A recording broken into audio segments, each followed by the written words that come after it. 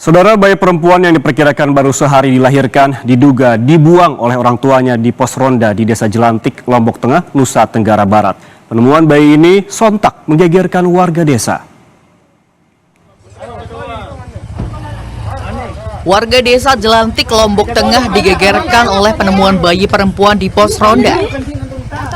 Bayi perempuan yang diperkirakan baru sehari dilahirkan itu diselimuti jarik batik. Warga yang melihat bayi itu langsung melapor dan membawa bayi ke puskesmas terdekat.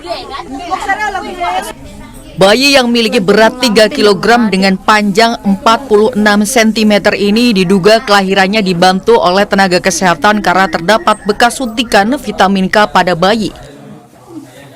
Untuk kondisinya setelah kita periksa, bayinya memang dalam keadaan sehat ya. Untuk perkiraan berat lahirnya itu sekitar 3.100 gram berat lahirnya. Normal ya. Terus memang ditemukan ada bekas suntikan VK dan HB0. Jadi mungkin diperkirakan memang bayi ini dilahirkan itu ditolong oleh nakes mungkin ya, karena memang ada suntikannya. Kalau memang mungkin dia dilahirkan di seperti di luar nakes, pasti dia tidak ditemukan bekas suntikan VK dan HB0-nya.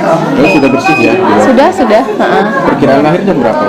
Sekitar 6-8 jam yang lalu. Kasih Humas Polres Lombok Tengah mengatakan, polisi terus mencari tahu orang tua bayi yang tega meninggalkan bayinya di pos ronda.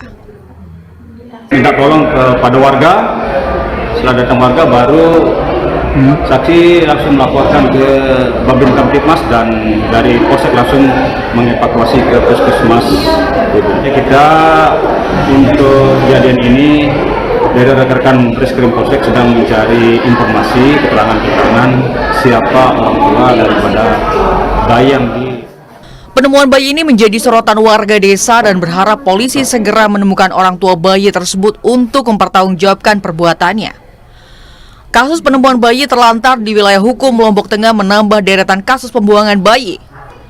Tercatat sejak awal Agustus 2024, ada 2 bayi yang telah ditemukan warga. Fitri Rahmawati, Kompas TV, Lombok, Nusa Tenggara Barat.